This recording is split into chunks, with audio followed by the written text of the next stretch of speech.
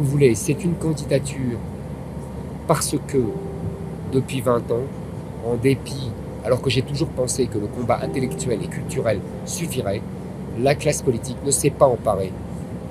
Donc c'est, si vous voulez, par défaut, c'est pas vraiment par défaut, c'est-à-dire que je me dis, bon, alors, il faut vraiment que j'y aille. Là, je pense qu'aussi il est convaincu de son destin. Et donc étant convaincu de son destin, je pense qu'il va il va pas dévier de son chemin. Il se dit que finalement, il aurait dû être abattu 1000 fois et c'est vrai que dans un système médiatique, qui est capable de tuer socialement un certain nombre de personnes, il a résisté 1000 fois et s'est toujours, nourri de l'adversité. C'est sa marque de fabrique et je pense que, il va garder cette marque de fabrique-là jusqu'au bout.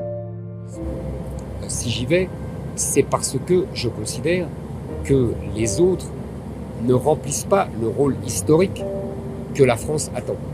Et ce rôle historique que la France attend, c'est tout simplement lui, lui, lui épargner le changement de peuple et le changement de civilisation. Vous comprenez, c'est un enjeu, si vous voulez, séculaire. C'est un enjeu absolument énorme. On n'est plus là dans le mode de répartition des impôts, des charges sociales, la nationalisation des entreprises, tout ça qui était présenté comme des choix de société indépassables. D'ailleurs, la plupart des hommes politiques refusent de voir cela. Et la plupart des intellectuels aussi. Ils le refusent. Et c'est pour cela que je scandalise et que je choque. Et c'est pour ça que je me dis, bon, puisque personne ne prend cet enjeu en main, personne, même celle